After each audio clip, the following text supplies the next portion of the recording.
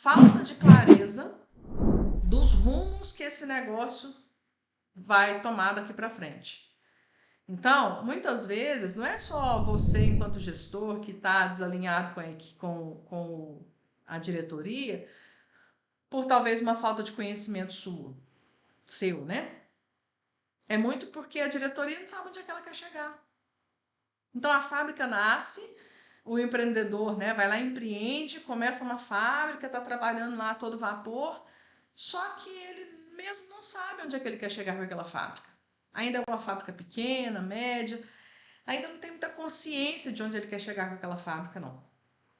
Começou, deu certo, a fábrica está crescendo, as coisas estão caminhando, mas não existe uma clareza de qual que é o futuro para aquela fábrica, qual que é o futuro para aquela empresa.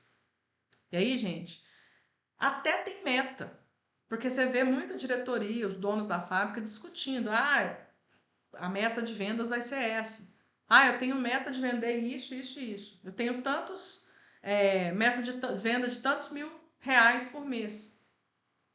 Beleza. Ter meta de venda é o primeiro passo.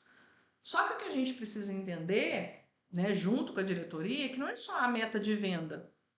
É a meta de onde a empresa quer chegar com aquela venda. E se eu tenho minimamente uma meta de venda, eu tenho uma meta para as outras áreas. Uma meta para produção, uma meta para financeiro, uma meta para RH. Então, o fato da gente ter algumas metas e alguns resultados sendo cobrados não necessariamente diz sobre a clareza que o empresário tem de onde ele quer chegar com aquela empresa. Esse é um ponto também que é muito comum nas fábricas e que muitas vezes fica o dono da fábrica, os diretores, os que estão realmente na área estratégica pensando de uma forma e os seus gestores agindo de outra.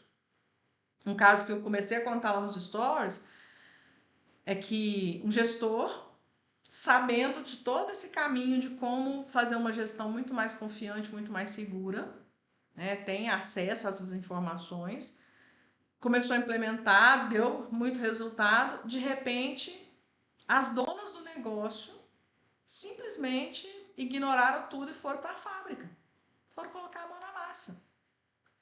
Esqueceram, né, de tudo que já tinham feito e visto e foram para a fábrica operar. Será que faz sentido, né, o dono, a dona da fábrica sair lá das decisões estratégicas que eles têm que pensar e fazer e ir para a fábrica operar uma máquina? Aí você pode falar assim, Aline, às vezes faz sentido, porque a empresa é pequena e está faltando mão de obra. Pois é, se os donos da fábrica estivessem preocupados em desenvolver formas de reter mais as pessoas, de ter mais umas condições melhores de trabalho ali no ambiente, te dar o suporte de fato que você precisa na hora de fazer cumprir as regras, ajudar você a escrever as regras da fábrica de comportamento, por exemplo. Eles não estariam lá na produção tendo que fazer o trabalho de operador, de auxiliar, etc. Então, nosso papel é fazer com que a diretoria e os donos da fábrica não tenham que ficar no operacional. Eles são os primeiros que a gente não tem que deixar estar no operacional. Porque é aquela história, né? Imagina você dentro de uma fábrica, você tá na vaga de supervisão, de repente vem o dono da fábrica e começa a operar a máquina. O que vai passar na sua cabeça? Se o dono da fábrica está operando uma máquina, eu também tenho que operar. E aí vai ficar todo mundo querendo fazer o produto para entregar e nós vamos esquecer de um monte de coisa que precisa ser pensada e feita para que lá na frente a gente não tenha problemas maiores. Então, tá desalinhado, tá vendo? Falta clareza, por exemplo, do empresário de saber onde ele quer levar aquela empresa. E aí eu, por consequência, enquanto gestor dessa empresa, vou na onda, vou adiante, vou levando isso e acabo não chegando em lugar nenhum. Isso é um atraso para a sua carreira que você não tem ideia. Então, eu ainda falava com esse gestor desse caso que eu estou contando para vocês.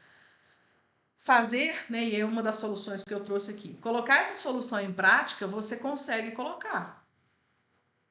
né? E uma vez que esses empresários quiserem colocar isso em prática, você vai deslanchar na sua carreira e eles vão deslanchar enquanto negócio. Agora, tem gente que vai escolher não fazer, né? Então, até que ponto nós, enquanto gestores, temos que estar dentro desse barco que eu não sei nem para onde que ele está indo? Eu tenho que estar dentro desse ônibus que eu não sei nem o itinerário, né? Então, para a gente estar numa fábrica, para a gente estar numa empresa, a gente tem que saber minimamente qual é o itinerário. Quem aqui que entra no ônibus, a menos que seja um ônibus circular, que você sabe que ele vai rodar a cidade inteira e vai sempre voltar para o mesmo lugar, mas quem aqui que vai entrar num ônibus dentro da sua cidade aí e não quer saber o destino? Muitas vezes a gente planeja o destino, quer saber que hora que vai chegar, a gente se programa para fazer várias coisas. Por que que eu vou entrar numa empresa que não sabe onde é que quer chegar? Por que que eu vou entrar num ônibus que não sabe onde é que vai? Não faz muito sentido. E aí, se eu entrar e aceitar isso, eu vou ter que conviver com a cobrança de que eu estou sendo cobrado por uma coisa, mas nem ninguém me explicou como era, eu também não fui buscar a informação. Então, não significa que alguém chegou para você. Opa, entrou uma ligação aqui. Então, significa que se ninguém chegou para você e falou assim: olha, Fulano, olha, Pedro, olha, Luciana, olha, Hudson, é assim que você vai fazer porque nós queremos chegar em tal lugar. Então, se isso não significa que você tem que ficar de braço cruzado, não. Vai atrás. Pergunta. Se não está claro, pergunta. Porque isso vai atrasar a sua carreira. Se você não tiver clareza, você vai ser cobrado por resultado, você não sabe nem que resultado que você tem que entregar. Esse é um dos pontos, né? E nesse caso, né, que eu contei aqui, desse gestor, não tem clareza nos objetivos.